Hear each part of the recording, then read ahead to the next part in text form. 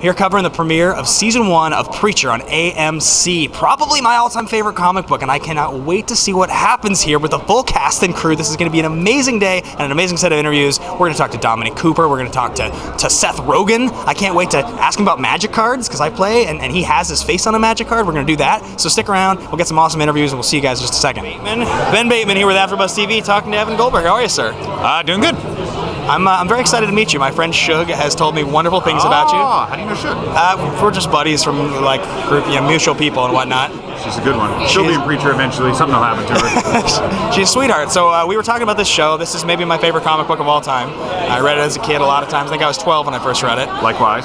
Yeah, it blew my mind. I remember even reading like Wizard back in the days, and they would talk about like casting and like, oh, are we going to make a Preacher, this and that, and casting choices back then. So this has been in development, at least in people's minds, your minds especially, since like 2002.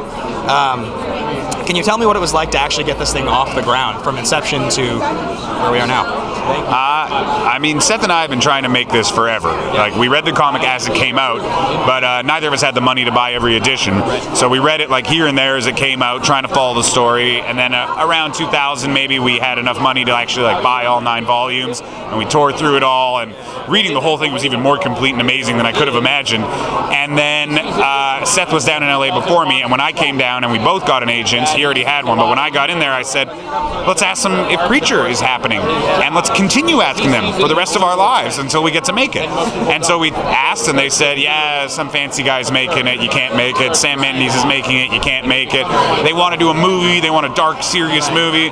And then, I guess it took a decade, but we were on the set of The Green Hornet with Neil Moritz and Ari Mormur, who are both producers on this show. And Ori is a big comic fan, and he saw me and Seth reading Preacher, and he said, if I got the rights to that, would you do it? And we were like, you get the rights to this, we'll do whatever you want. And he went through it, they got it, they went through a few other people, and then eventually they decided to come to us. And as we like to say, the shit rolled downhill until it got to us. But yeah, we just kept pushing it until someone let us make it. Talking about the choice to make it kind of more of a comedy, I guess, than really the dark series, because you can read it either way, honestly. I mean, it's a matter of opinion. I do not see this as a comedy. If I had to give out a percentage, I would say 20% comedy, like 50% drama, and then 30% action. So now, when you pitch a show like this, and you know you're going to get to make at least one season, but you know the 9 volumes, and you know that all the great stuff that happens with the flashbacks and John Custer and Cassidy's backstory, that's what really makes the story in your heart stick with you. So how did you set up Season 1 to cover as much as you could, not knowing if you were going to get to go further than that? I mean, we actually only had the pilot guaranteed. We didn't get the series guaranteed. So we made the pilot to try to make the main 3 characters most engaging. Like, the primary thing is that Tulip, Cassidy, and Jesse are all awesome, and that each one of them will have their own fan base. In the comic, Jesse was really like the main guy, and the other 2 were like the lieutenants, and we want to kind of elevate them all. And then when it came to the series, we're just behaving like this is going for 7 years, end of story. So the way we structured everything is we know how it ends. This is not some loosey-goosey thing. Like, I've had some shows I loved that will remain unnamed that you might guess that ended very poorly, and I will not let that happen. So my favorite volume of all time is the 2nd volume, Until the End of the World. That's the one that's always blown my mind the most, sticks with me the most. Are we going to get to see any Grandma, any of Jody and TC in this, or are we going to... You might get a hint. The astute. There's a lot of stuff that we've done for the fanboys that if you're not like a hardcore fan, it's going right over your head. But the hardcore fans, you got to keep your eyes peeled. But there's hints as to what's coming. You mentioned the Green Hornet, and what comes to mind for me is that most of the projects you and Seth have worked on have been original comedies with a really great reception, and the fans love that stuff. Green Hornet marks the only other time you guys adapted a previous concept and really tried to make something out of it, but it came out to mixed reviews, obviously.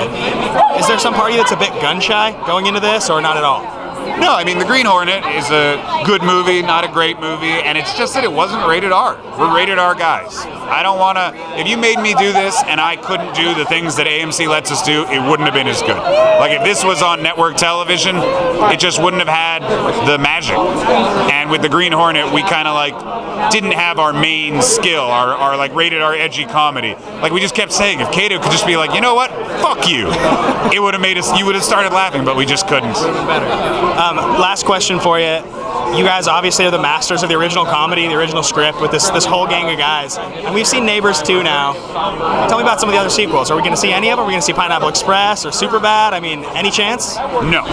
There's always a small chance of Pineapple Express 2. We've almost done it, but it just hasn't worked out because we have stories that are good, but I want a story that's great. Yeah. But we're not prone to sequels. Neighbors, there was a logical sequel, like Sorority. It just made sense, and there was this angle of feminism that was really interesting and kind of like mocking our own first movie about guys and playing against ourselves, and so it had that meta element that we love, but without a reason we tend not to make them. My buddy Matt Haggerty was an AD on that movie, and he told me that the work environment was hilarious. Was it a good time shooting that? Oh yeah. Me and Matt had to do some weird stuff, but it was a really good time shooting it. Nick Stoller just has the most mellow, fun sets, but still gets it done. That's so cool. Hey dude, thank you for talking to me. I really appreciate it, and can't wait.